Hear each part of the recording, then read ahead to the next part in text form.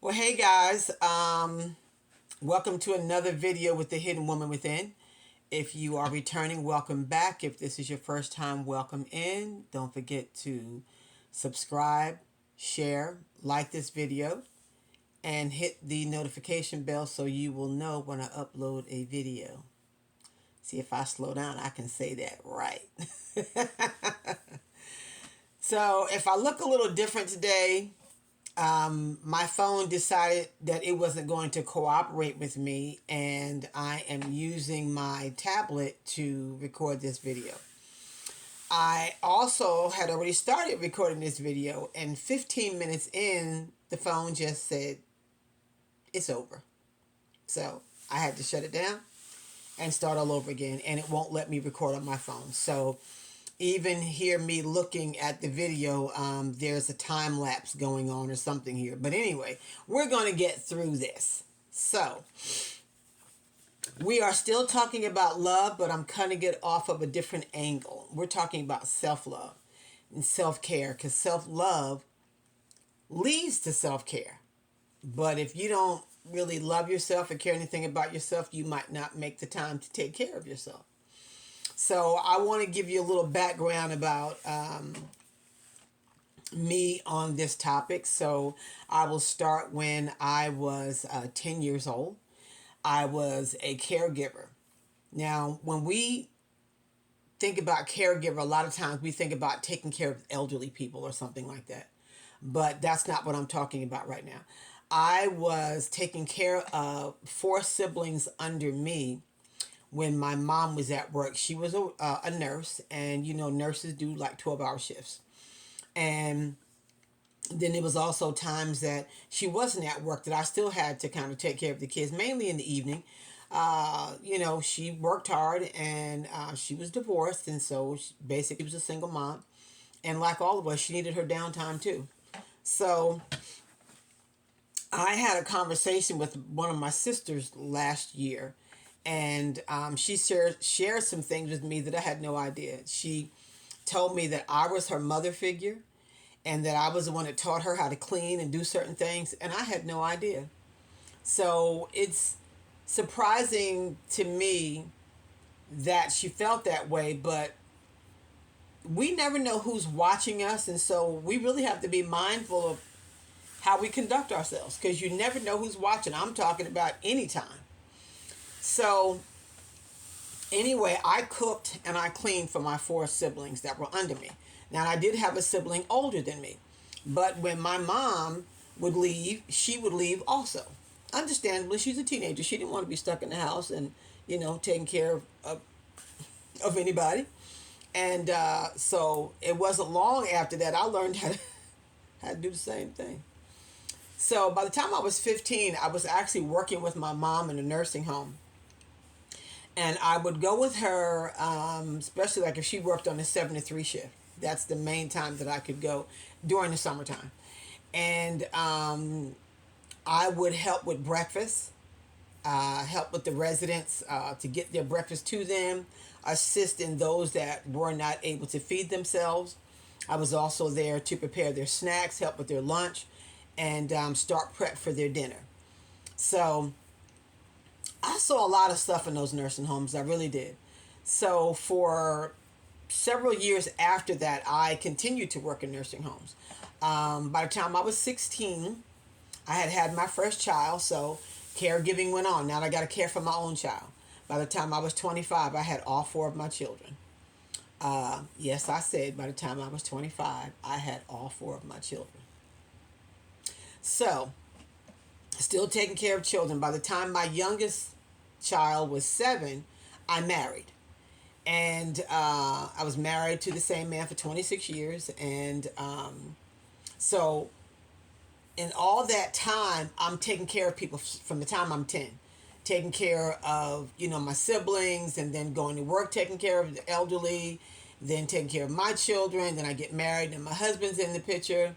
And now I'm cooking and cleaning still all that time, which is what we do. I'm not, you know, I'm not knocking at that. This is what we do. And I did all of that for a number of years. And, you know, every Sunday I cooked dinner. Every Sunday, there was a hot meal on the table. And so whatever I cooked, there was always enough left for Monday and maybe Tuesday. If it wasn't, then I started a new meal. Saturdays, I'm not going to cook on the Saturdays.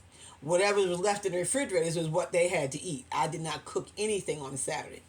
So when my children were older and they all moved out, and it was just my husband and I didn't know how to cook for two people. And I remember one time I cooked so much chicken. I don't know what else I prepared, but I cooked a lot of chicken. I think about day 3 or 4, he was in the kitchen cooking something else. And I'm like, what you doing? And he said, I'm getting something to eat. And I said, well, the chicken is still in the refrigerator. He said, well, how long you want me to eat chicken? I guess at this point he kind of felt like he had feathers. But so shortly after that, we agreed, as for me and my house, we agreed that he would do the cooking and I would do the cleaning. And I didn't have a problem with that at all. I didn't. So, that's what we worked out for ourselves. So then as time went on, and, even after the divorce, I opened my home and I started a business for seniors, assisted living. And I had one resident. And it didn't take me long to realize she was the only one I was supposed to have. That was my assignment, to just take care of Grammy. I learned so much with Grammy. Grammy was a little German lady. She came to live in my home when she was 100. 100. And I met her, a few years prior to that. Her son, I used to run into them in Walmart all the time, to the point that he started calling me Miss Walmart. And then I remember seeing him at church, and I would say, I haven't seen you at Walmart. He said, oh, no, I'm at H-E-B. I said, so you missed the H-E-B now. And so then I started shopping at H-E-B. So he would call me Miss H-E-B, Miss Drive Time. I had a whole lot of names. I still do. And so that's when I met Grammy. I met Grammy, years prior to that, when she was still up and was able to go out shopping. He used to take her shopping all the time. When she needed something, he would go. She had an apartment. She lived in an apartment by herself up until she was 100. Okay, she was in that apartment by herself. She did not want to go and live with her family. And it wasn't like, there was any issue. She just didn't want to be a burden to them. So she stayed in the apartment. But it had gotten to the place where she no longer could live there by herself. They would go, her son would go there sometimes, and maybe the water might be running in the kitchen sink, or she may have spilled some coffee or left the coffee pot on, or the stove or something. Just not, at that age, 100 years old, I mean, I've done it. I've walked away from a pot on the stove and then forget that it was on the stove. And so, well, what do you expect somebody to do that's 100? That's not what's on their mind all the time. So she got to the place where she could no longer live alone, and she did not want to be a burden to her family. And her daughter-in-law, Ella, who is now in heaven with her, had heard me talking about me starting this business. And so that's how Grammy came to live with me.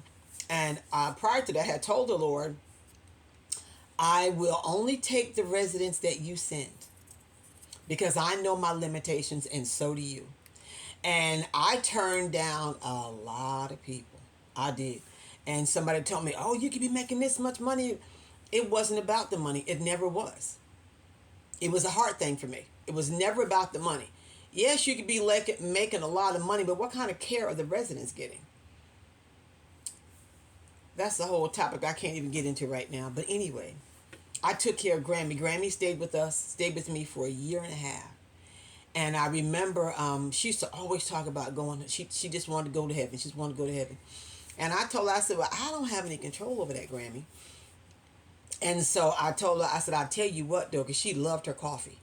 I said, I'll tell you what, when it is time for you to go to heaven, I'm going to come in the room and you're going to already be gone. And I'm like, Grammy is having coffee with Jesus. And that's what I'm going to do. I'm going to call Ted and tell Ted that Grammy's having coffee. And she said, make sure you tell him just like that. And I kind of sort of did, but I didn't have a chance to talk to him that morning when she went to be with the Lord. I talked to Ella, and she was excited, and because this was what Grammy wanted. But anyway, I learned so much about myself taking care of Grammy, and the importance of taking care of myself.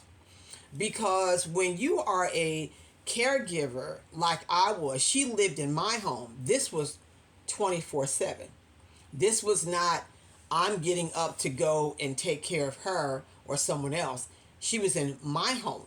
I had my bedroom. She had her bedroom. I had another bedroom that if two other ladies came in, that they would have their space. But it never got to that point. And but there was days that it was hard. It was hard, and it got to the place where Grammy didn't want anybody else there but me. I remember her daughters came to visit, and at this time I had went out, and I was gone for maybe not even 2 hours. And when I got back, one of her daughters said, she said, Charlotte, we're her daughters, but she was more concerned about you than we, and we're sitting right here. And I said, that's because I take care of her. Because she's thinking, if something happens to me, what's going to happen to her? Okay? So that's why I'm vitally important to her. That's why she's like, well, where is she? And when is she coming back? Is she okay? I said, that's the reason why, you know? So, anyway, it was hard. It was, I felt honored to take care of her because I felt like that was an assignment that God gave me, and I felt honored that He chose me to do it. And it was an experience. It was an experience. So anyway, after that, Grammy passed away a couple years ago. She did go to be with Jesus. She went to sleep, and she woke up with the Lord. And I said, I'm going just like that, and I am. So, to ensure that I go just like that, I'm talking about taking care of me. I'm talking about self-care. And what does that mean? What does that mean? It is not necessarily going to get your nails done, going to get a pedicure, although that's a part of it. That's not all of it. So I have started a health journey. Now, I started this a couple of years ago, probably, well, Grammy's been gone for 2 years, so I started it when I was taking care of her. And what I mean was I started looking into juicing. And I juiced one time for 7 days. I was really surprised I went 7 days. But the energy that I had, I felt lightweight. Excuse me, I had lost 9 pounds. But that's not, I don't even remember why I did it. I think it was just something about juicing. I'm like, well, I'll try it. And so I got myself a nice juicer. I bought a Breville juicer. And shortly after Grammy passed, I got my house, put my house on the market. That's a whole nother thing. That's something I was supposed to do, and that's exactly what I did. And the house sold 3 months, and I moved in with my daughter. And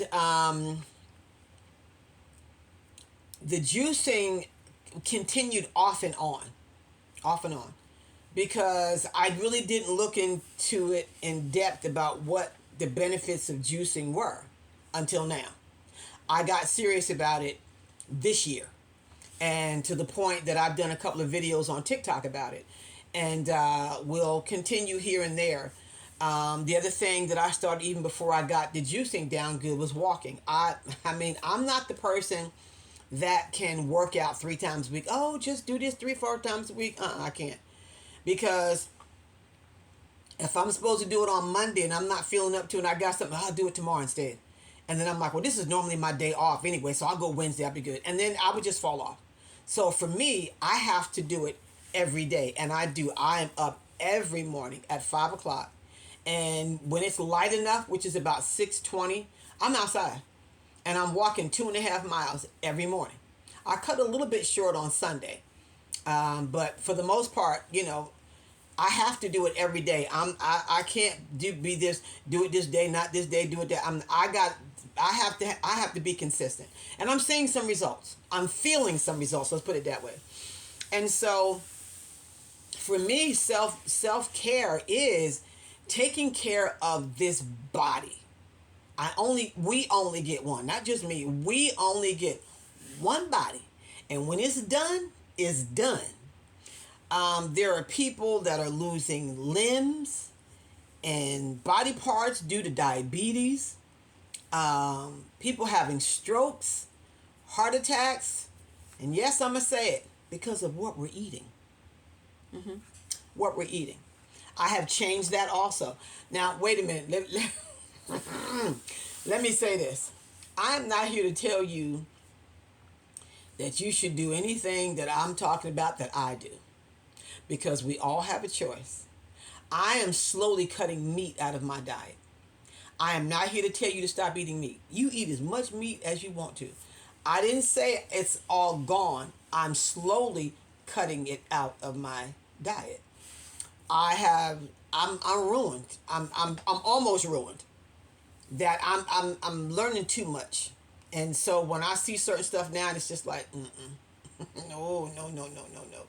And so, and then there's this processed food. And I personally believe that I'm coming into this information for a reason. I don't believe in coincidences. I don't believe in luck and all that crap. I'm like, if I'm in the middle of something, I'm like, well, what is this all about? Because years ago, I was instructed to educate myself about food, and I didn't do it. And I've gained a lot of weight. I've lost weight. I'm not a dieter. I eat what I want to eat when I want to eat it. And my problem is I don't like to be hungry. And so if I'm running errands and because a lot of times, because I even stopped drinking coffee, because I was doing one thing, and in between that and the coffee was a bit too much. And I'm like, okay, let me cut out. So then I went to decaffeinated coffee.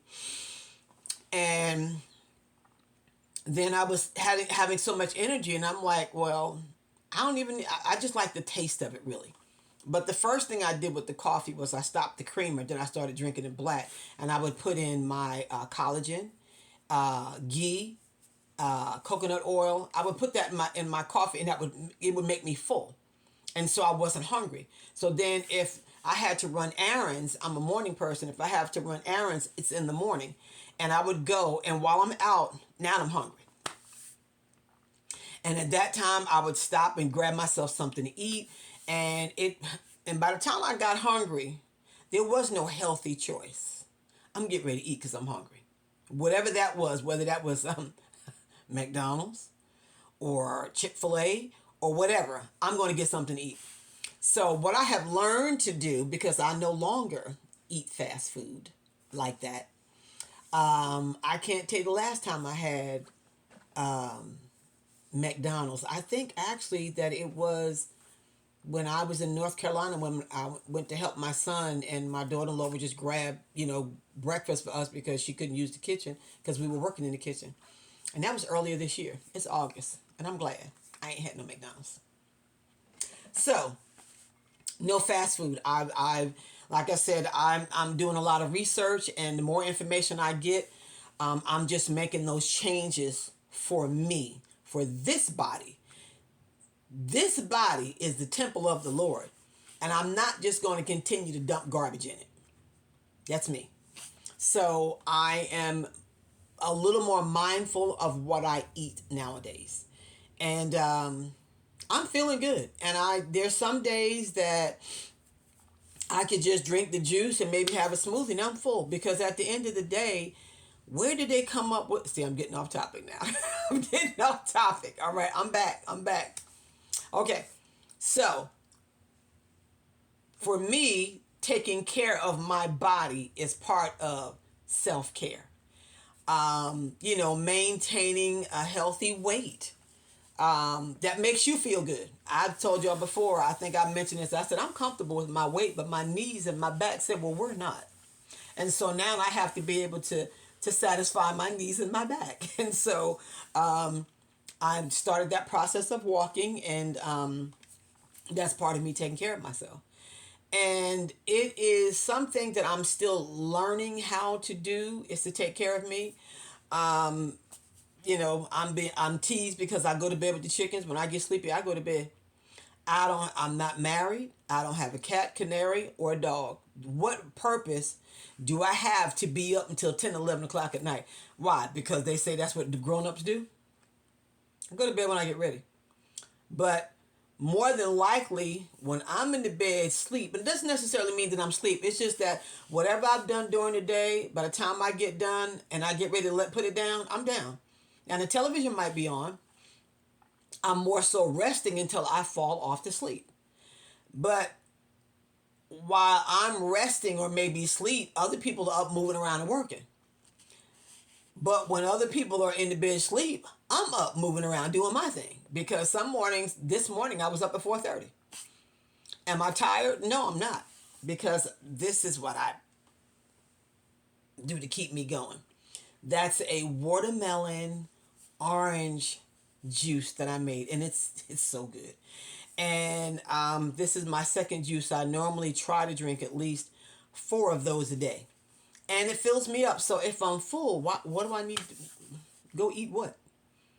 I've learned how to eat dates and nuts and stuff like that, trail mixes and stuff. That anyway, I'm still getting off topic, but I'm still talking about taking care of myself. I'm still talking about self-care, about how we are supposed to take care of ourselves.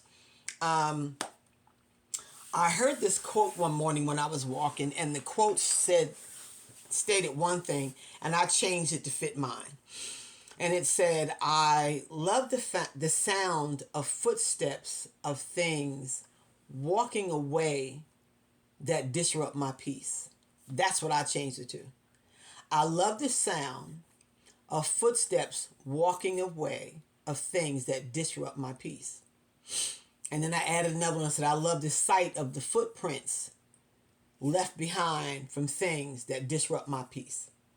So saying that is to say this: anything that causes stress in my life, whatever it is, it got to go. Now, there's good stress, there's bad stress, but if it's stress to the point where it's causing health issues and I'm all over the place, it's got to go. Why? Because I'm going to take care of myself. I am not about to have a heart attack or a stroke over anything or anybody. If it is not serving my life, then it needs to be removed from my life. That's people, places, or things. If I go someplace that I'm finding, I'll tell you one place that kind of makes me very uncomfortable. But I have to get comfortable being uncomfortable, and that's the range. I have to learn how to be comfortable in that place, because it's uncomfortable to me. But I need to be in there. So any place or anything or people that stress me, and I don't have people in my life that stress me. I really don't. I'm more of an introvert, or they call it an ambivert. I think they call it ambivert, because you know how everybody labeling themselves nowadays. So I associate, I identify with the ambivert. What is that? Some days I'm an introvert, some days I'm an extrovert. It all depends on the day, the people, and the situation. That's all. So, but I'm learning how to identify those triggers of things that cause stress in my life.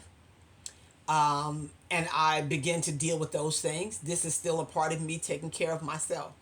And I think when you love yourself, you'll take good care of yourself. But there are people that they don't love themselves. Some people don't even like themselves.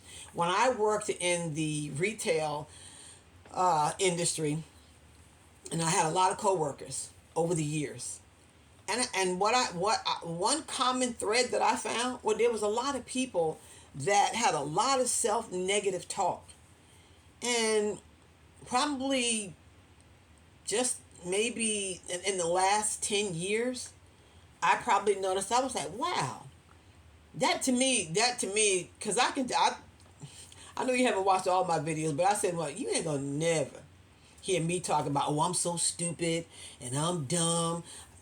Not Charlotte. Mm-mm. Even if I was dumb and stupid, you ain't gonna hear me say it. But yeah, oh, I'm so stupid. I don't know why I did all of that. And I'm like, man, ease up. Give yourself a break. None of us are perfect. None of us. So you can stress yourself out, but you can't get away from you.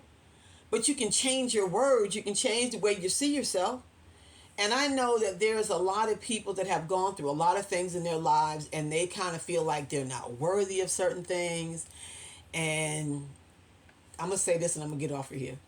I have watched enough videos on out there in them TikTok streets.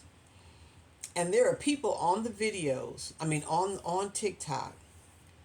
This one I saw, this girl just laying in the bed and she's duetting. What that is she's on one side and somebody's on the other side. And they're like, baby girl, it's going to be okay. Yeah, you just got to get up and keep moving. And she's sitting there crying. Yeah. My girl, if you don't get your behind about that bed.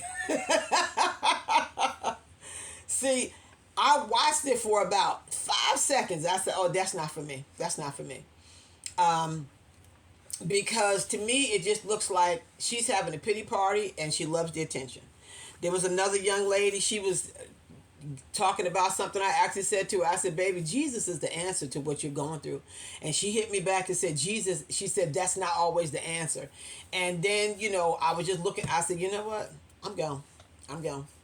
I can only do that for a certain amount of time because I'm the tough love person. I'm the one that a lot of people like that need, but don't want to deal with it. And it's not out of, girl, you need to get your behind the back. It's not that. It's just sometimes you can't keep petting that stuff. I'm still on topic. You can't keep petting that and thinking that's going to continue to be okay, because it's not. I just, I would be, I have somebody that says to me, she'll call me every once in a while. She said, I need a Charlotte conversation. And I'm not hard and negative, but I'm going to tell you the truth. And I have someone else that calls me and she'll share something with me. And I'll say to her, I said, all right, now you calling me, asking me. And she said, I know what how you're going to, I said, okay, long as you know. But I don't do things out of spite or take my liberty to be mean and cruel and to say things. No, I'm like, this doesn't have to go this way. It doesn't have to be this way, without me talking about any particular situation. I'm just saying that there's a way to handle that. And so there are people that need to learn how to love themselves. And because I love me, because I'm going to take care of me, because I only get one of me. It's like the airplane thing. You're in an airplane when the oxygen mask drops down, you shouldn't take it and put it on your kid. You should put it on yourself first. So then you can assist your child. Because if you put it on the child and you haven't gotten the oxygen, how are you going to help your child or anybody else around you? Because now your oxygen is gone. So that's not being selfish. That's actually caring for yourself and other people. And what I also believe is that for me, self-love, self-care is me loving my family. Because at the end of the day, if something was to happen to me, that would be very stressful on my children. If I don't take care of myself now and I wind up with diabetes and all this stuff where I can no longer take care of myself, now one of my children or my children have to figure out, well, how are we going to take care of mommy? That's a burden to them. They have their own families that they need to take care of. I don't need to be, a burden to them, although I wouldn't feel like it would be a burden because I know that they would do that. I know my kids. But at the same time, I'm thinking, I don't want to be a burden to them. I don't need you. Ain't changing no adult diapers over here, and ain't nobody feeding me. Before I get trapped in my body, I'm out of here. So I'm learning how to take care of this temple that I have so I can do the things that I want to do. My cousin said to me the other day something about a bucket list. I don't have a bucket list. in terms, let me, the things I want to do before I die, because I might get all them things done. It's time to go. And I'm like, no, I just have some things that I want to enjoy in my life. You know, the word said that he came that we would have life and have it in abundantly. He's not talking about having more air in your lungs. He's talking about you enjoying your life every day. And the more mature I become, I'm finding that I want to do a little traveling. And so I'm making arrangements for those things as, you know, time goes, and I'm just working some things out. But yeah, I'm learning how to take care of myself, and I'm hoping that you, if you're not already doing it, learn how to take care of yourself. Yeah, go take yourself out to lunch. Take a little mini vacation. Go get a manicure, pedicure. Get your hair done. Go get a massage. Get a facial. Take a walk. Read a book. All those things that you can do to get those stressful things out of your life and just give you time to renew and refresh. That's self-love. That's self-care. That's taking care of you. So the next time I come back, I'm going to come back with maybe with some other tips about that, I think. I'll be having, you know, conversations about what I should be talking about and what I shouldn't be talking about. But I'll be back with another topic. If it's not something on this same order, I'll be back. So you guys, thank you for joining me today. You know, if you have some, some talk going on, somebody answering the phone, I ain't answering the phone. If you have, you know, hold on one second, guy. Oh, there it is. If you have some tips of some things that you do for self-care, leave a comment. You know, share that might what that tip might be. There's even some people that like cooking. I'm not that one. I might sit down and eat what you cook, but I'm not gonna be the one that's at the stove all the time. But I will cook from time to time. It's not that I hate it. It's just that I did it so much that's just not my favorite thing to do. So because it's not my favorite thing to do, I'm not gonna stress myself out by doing it. Okay, y'all. Be good. Be safe. Love you. Don't forget to share this video. Leave a comment or something about something you heard today. Maybe, like I said, a tip on maybe how you might do some self-care. All right. Bye, y'all.